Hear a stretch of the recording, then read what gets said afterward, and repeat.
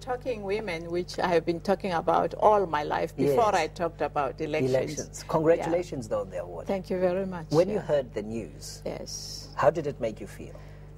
Very happy.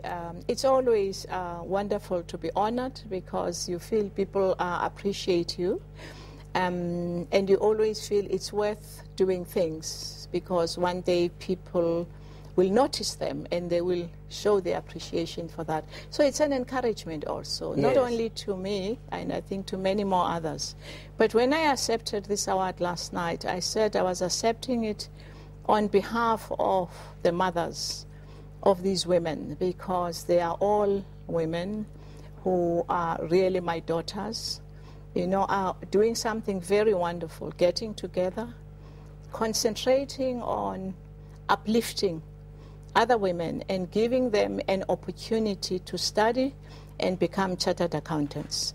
I have particularly appreciate the fact that they are moving into an area where, of course, for very many years, blacks were excluded, and are focusing to make sure that this particular area, which is important, it opened doors for work and employment. And it's a difficult skill because it challenges them, you know, long studies, concentration, you know, they have to do projects and courses and they have to get articles. It's not an easy one, but for them to have made the decision to go that route is wonderful. Quite inspiring. Just looking at the plight of women today, how does it make you feel? I mean, you look at, we talk about the representativity in politics and cabinet and those kinds of things, but I mean, in rural areas, in the area where you originally come from, in the Eastern Cape, Mthatha in particular. I mean, you look at the plight of the plight of women. What is it like?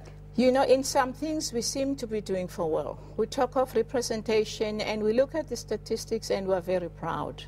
But on the other hand, those of us who have come from the rural areas, you return home and you begin to feel, after all, things are not that different.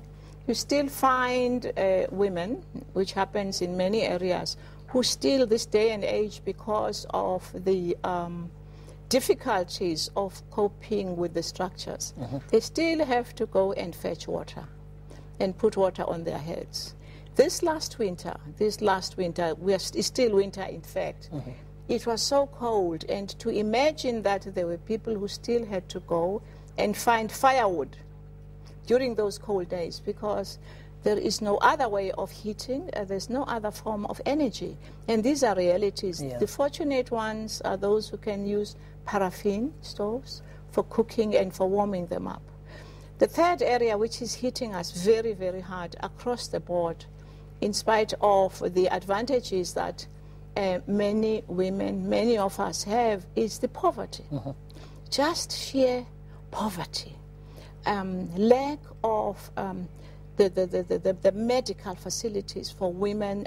You go to wards, you go to hospitals, you go to clinics, long lines of mothers and babies, long lines for many hours. But what is then missing? Because often people say, you know, in South Africa, money is not a problem. The department has got money. This department has got money. What is this element that is missing to fully change the circumstances of women, the plight that you talk about right now? I think that when we all took over as leaders across the board, I'm not only referring to government, we probably should have done things differently, but we didn't come with an experience of managing a country.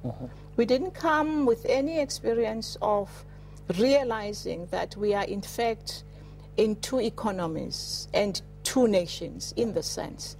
And I think we should have planned if we had known that we are working for two nations. But then President Thabo Mbeki said that.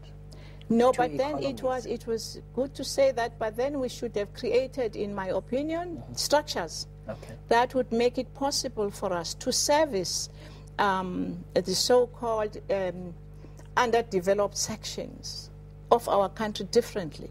But we were not aware that our formulas, which were standardized for the whole country, our structures that were standardized, in other words, you have the national government, you have the province, you have the municipalities. Some of our municipalities were new municipalities, completely new.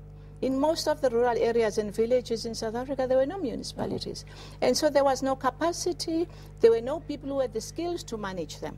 So those were some of the disadvantages that we were facing, to create a structure which was really would suit what you call an old democratic country. Yes. Are we realizing it, and are we implementing the necessary changes then to address? I think there are efforts now. I think having been, all of us having been in the new democracy in the 18 years, I think there is more realization now that there are things that have to be changed in a radical manner in order that we can, in fact, meet the plight that is facing us now. Are you seeing examples of this? Where are the examples that you have seen that are tangible? Examples that are very tangible is that when you go to some areas, they've put electricity. And I think that is already something that we must compliment. And you do find some villages where people now actually have electricity. So that is one thing that I think we must all be excited about. I think the awareness that is there of community workers. This is a new phenomenon, and it's growing. We're having more people who are covering homes, and also people who are doing the old, which people thought was the old method of people visiting the homes. The nurse is going to do home visits, putting an emphasis on prevention rather than only on the curative approach. I think those are coming up more and more, but it's too soon for us to measure whether we are making an impact because the problem is too big.